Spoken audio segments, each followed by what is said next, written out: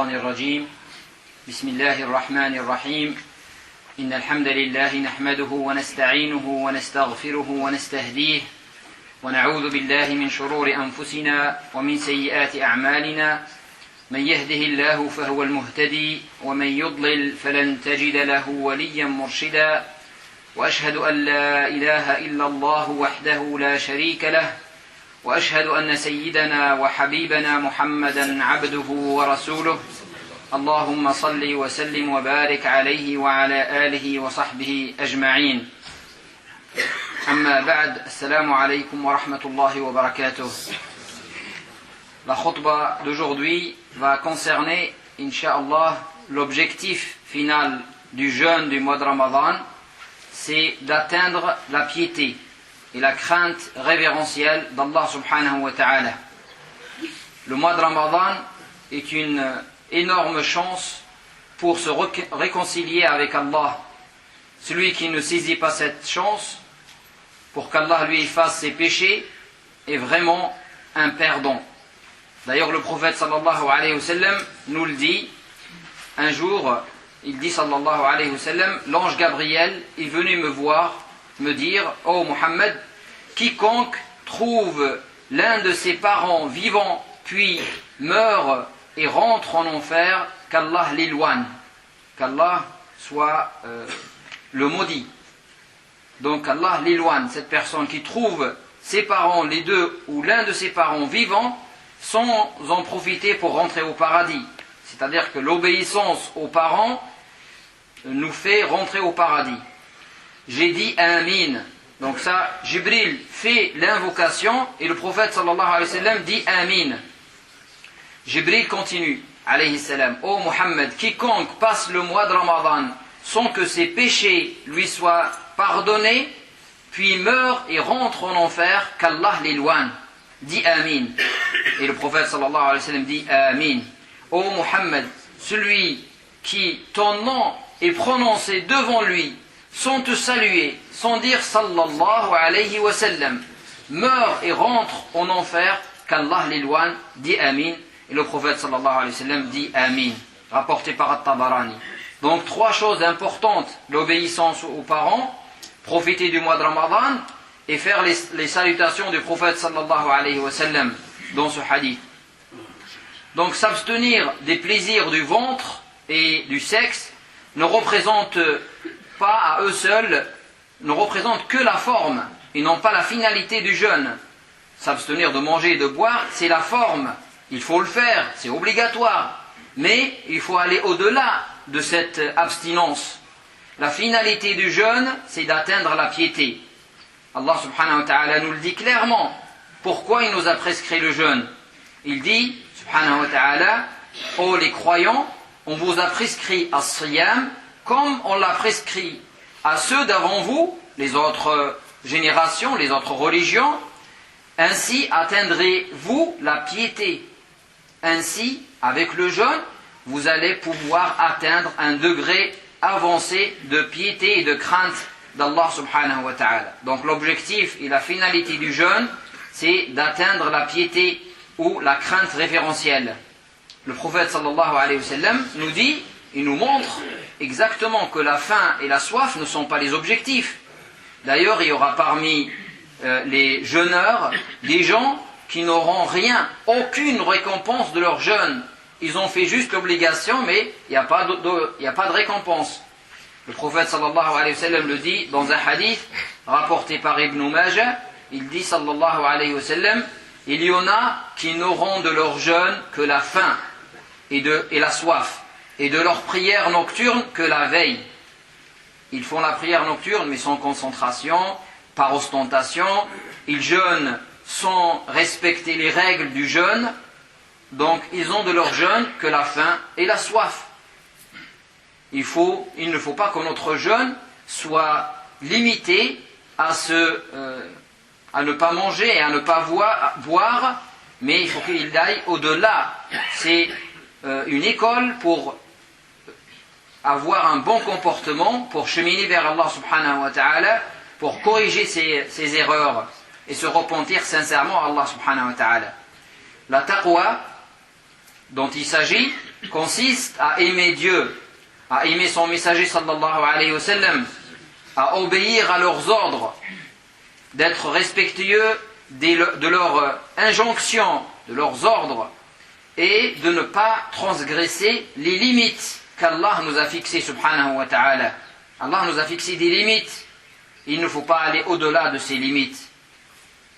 La taqwa est de délaisser parfois des choses douteuses pour éviter de tomber dans ce qui est interdit. Certes, c'est un niveau un peu plus avancé de la taqwa, mais parfois, certains pieux délaissent ce qui est douteux pour ne pas tomber dans ce qui est haram. Parce qu'il y a une zone un peu floue, où on ne sait pas si c'est halal ou si haram, il vaut mieux éviter pour ne pas arriver carrément au haram. Comme le dit le célèbre hadith du prophète sallallahu alayhi wa sallam. Le jeûne a un but spirituel. Quel est le but spirituel? C'est de s'éloigner des choses blâmables, rompre avec les mauvaises habitudes, réformer son cœur en s'auto-disciplinant pour amener un changement dans la pratique de sa foi au quotidien. Le jeûne est une école qui doit permettre un éveil spirituel, une pratique sincère et un comportement amélioré. Il faut, après le mois du jeûne, que notre comportement, notre moralité augmente et qu'elle soit meilleure. Le musulman doit parfaire son jeûne et l'accomplir de la meilleure façon afin de nourrir son âme, améliorer son comportement et son langage aussi. D'ailleurs, le prophète sallallahu alayhi wa sallam nous le dit dans plusieurs hadiths. Quand quelqu'un t'agresse, t'insulte, ta seule réponse est de dire « je jeûne, inni sa'im, inni sa'im ». Donc corriger son langage, ne pas s'emporter, maîtriser ses pulsions, maîtriser son langage, sa langue, et obtenir ainsi la récompense complète de la part d'Allah subhanahu wa ta'ala. Donc c'est un stage, un mois de stage intensif, un apprentissage. Et cet apprentissage doit avoir un effet après le ramadan aussi. Ce n'est pas uniquement pendant le ramadan qu'on se maîtrise et qu'on essaye d'améliorer son comportement. Une fois le ramadan fini, on revient à nos mauvaises habitudes. Non, c'est un stage qui va nous permettre d'évoluer, d'atteindre un certain niveau dans la foi, dans le comportement, dans la moralité, dans la pratique, et rester à ce niveau-là, et ne pas régresser par la suite.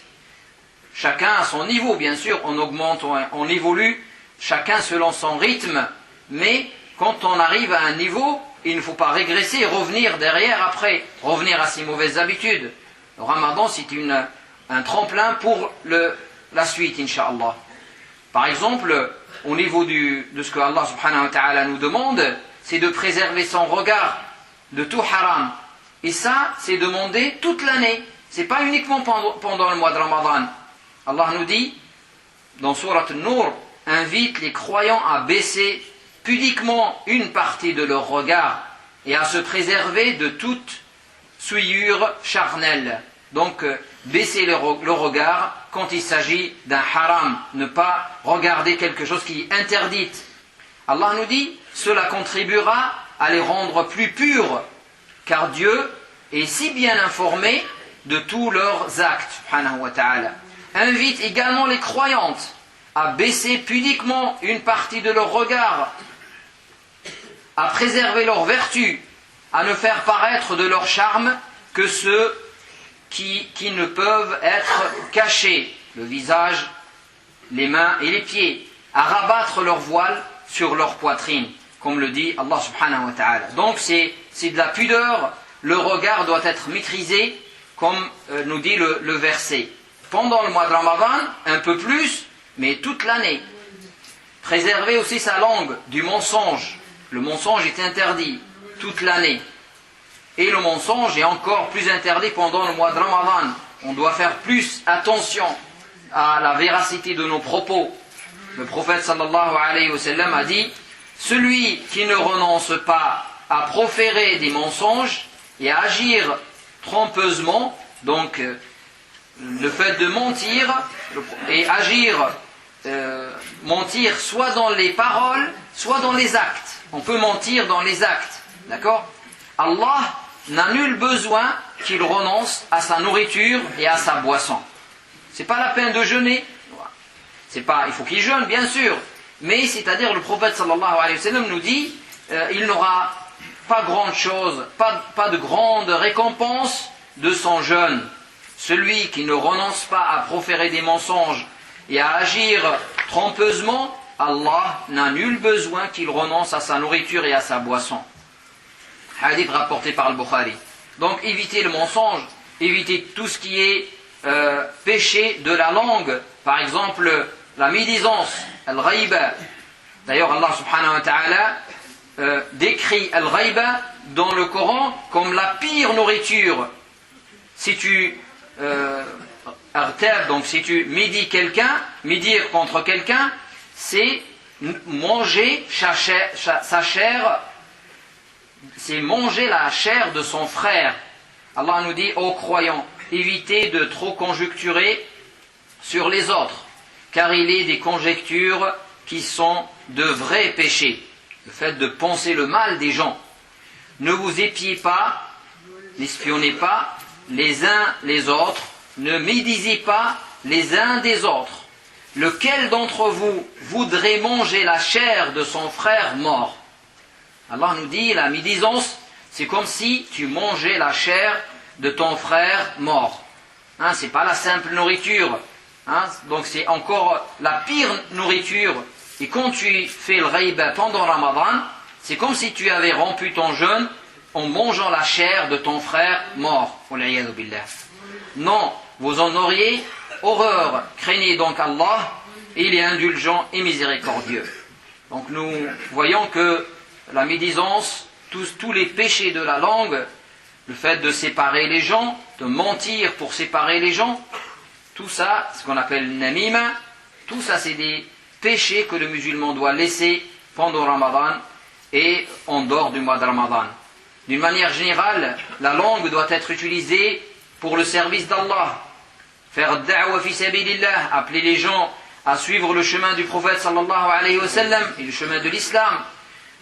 Lire le Coran, invoquer Allah subhanahu wa ta'ala, faire des prières sur le prophète sallallahu alayhi wa sallam, et notamment pendant le mois de Ramadan.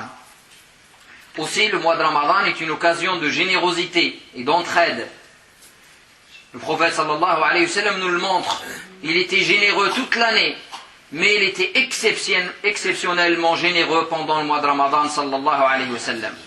Le prophète sallallahu alayhi wa sallam, nous dit Ibn Abbas, était le plus généreux des hommes.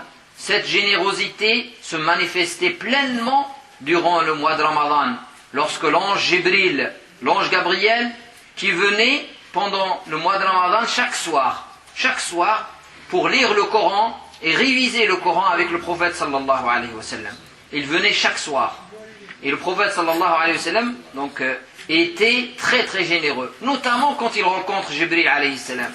Et lorsqu'il le rencontrait, l'envoyé sallallahu alayhi wa sallam était plus généreux que le vent envoyé par Allah. Un vent qui apporte la pluie, qui apporte le bien, le vent. Donc il y a énormément de bien dans le vent. Et Ibn Abbas compare le prophète sallallahu alayhi wa sallam à ce vent qui apporte la pluie et le bien. Allah subhanahu wa ta'ala nous incite à être généreux. Et le prophète sallallahu alayhi wa sallam nous dit que la meilleure sadaqa est la sadaqa que nous réalisons pendant le mois de Ramadan. De donner à manger à un jeûneur, d'aider les pauvres pendant le mois de Ramadan. Allah nous dit, ceux qui dépensent leurs biens pour la cause de Dieu sont à l'image d'un grain qui produit 7 épis, contenant chacun 100 grains. C'est ainsi que Dieu multiplie sa récompense à qui il veut. Tu donnes 1 euro, c'est comme Allah te le comptera pour 700 euros. C'est ce que le verset nous dit. Allah nous donne l'exemple d'un grain qui produit 700 grains. Donc 1 euro est récompensé pour 700 euros, d'après ce verset de Surat al-Baqarah. C'est ainsi que Dieu multiplie sa récompense à qui il veut, car Dieu est omniprésent et omniscient. Ceux qui dépensent leurs biens pour la cause de Dieu sans chercher à en tirer vanité. Donc ils sont sincères. Quand ils dépensent, ce n'est pas pour plaire aux gens, mais c'est uniquement pour plaire à Allah subhanahu wa ta'ala. Donc, sans chercher à en tirer vanité, ni à porter préjudice à autrui. Ceux-là trouveront leur rétribution auprès d'Allah et n'auront à éprouver ni crainte, ni peine. Allah nous dit encore, tous ceux qui, de nuit et de jour, en secret et en public, la sadaqa, on peut la faire en secret, elle est meilleure, mais parfois elle est nécessaire qu'elle soit publique pour aider les gens à donner aussi, à condition d'avoir la sincérité. On peut donner la sadaqa publiquement, et on peut, et c'est le meilleur, c'est de la donner discrètement. Donc Allah nous dit, tous ceux qui, de nuit et de jour, en secret et en public, dépensent leurs biens par charité, trouveront leur récompense auprès de leur Seigneur et n'auront à connaître ni angoisse ni peine. Voilà ces versets qui nous incitent à donner dans fi sabilillah et à suivre la tradition du prophète sallallahu alayhi wa sallam pendant ce mois de Ramadan, donner encore plus, se surpasser pendant le mois de Ramadan pour au moins garder un niveau minimum après le mois de Ramadan. Changer ses habitudes, changer les mauvaises habitudes. Nous en avons tous. Et il faut que ce mois de Ramadan soit pour nous une occasion de repentir sincère vers Allah subhanahu wa ta'ala. Une occasion de cheminer vers Allah subhanahu wa ta'ala. Une occasion d'apprendre à avoir une bonne moralité, un bon comportement. نسأل الله سبحانه وتعالى أن يعلمنا ما ينفعنا وأن ينفعنا بما علمنا وأن يزيدنا علما أقول قولي هذا وأستغفر الله العظيم لي ولكم فاستغفروه إنه هو الغفور الرحيم. J'ai juste une remarque concernant l'imsak. Donc les calendriers que nous avons ici, que vous avez peut-être chez vous, et le calendrier qu'on a distribué à un moment donné, il y a une colonne en plus. Pendant le mois de Ramadan, les frères qui font le calendrier, ils rajoutent une colonne. Ils appellent ça imsak. Juste avant le fajr. Donc cette colonne, elle est là pour nous indiquer, elle est là un quart d'heure avant le fajr. Un quart d'heure avant le fajr pour nous alerter. Attention, le fajr s'approche. Normalement, à cette heure-ci, vous avez fini de manger et vous pouvez aller vous brosser les dents pour commencer une journée de jeûne. Ce n'est pas un horaire de prière. Et ce n'est pas obligatoirement de s'arrêter de manger à l'heure de l'imsak. Nous avons encore un quart d'heure. Il faut s'arrêter de manger à l'heure de l'fajr. C'est ça qui est la règle. L'heure de l'fajr, normalement, je m'arrête immédiatement de manger. D'accord ? Certains ont cru, comme l'a dit Cheikh Al-Qadr la dernière fois, ont cru qu'il y avait une erreur de calcul, qu'ils ont avancé le fajr. Pas du tout. Il n'y a aucune erreur dans le calendrier qu'on vous a distribué, le calendrier qu'on a à la mosquée. Aucune. La seule différence, c'est qu'ils ont rajouté une colonne, ils ont appelé l'imsak pour indiquer qu'il y a un quart d'heure. Faites attention, avant le fajr, un quart d'heure normalement, on a fini de manger, on se prépare pour la prière. Ça c'est la première remarque. L'imsak c'est pas une prière. L'imsak c'est une heure comme shuruq d'ailleurs. Shuruq c'est pas une prière. C'est l'heure du lever du soleil. La deuxième information, Inch'Allah, nous avons une conférence, bi'idnillah, ce dimanche, comme tous les dimanches du mois de Ramadan, à la maison des syndicats, en français, pour nos frères et sœurs francophones, Inch'Allah. Donc, dimanche, à 14h30, et le sujet est le prophète Yusuf alayhi salam. Une voix, un engagement et une mission. Donc, on va étudier, Inch'Allah, ensemble, la vie de ce prophète extraordinaire, un prophète, fils d'un prophète, fils d'un prophète, fils d'un prophète, comme le dit le prophète sallallahu alayhi wa sallam, Yusuf ibn Yaqub, ibn Ishaq, ibn Ibrahim alayhi salam. Une lignée de prophètes. Il a une histoire extraordinaire que le Coran nous a racontée et nous allons essayer ensemble d'en tirer des leçons, Inch'Allah. Donc rendez-vous ce dimanche à 14h30 à la maison des syndicats pour cette conférence. وجزاكم الله خير وبارك الله فيكم والسلام عليكم ورحمة الله وبركاته. سبحانك اللهم وبحمدك نشهد أن لا إله إلا أنت نستغفرك ونتوب إليك.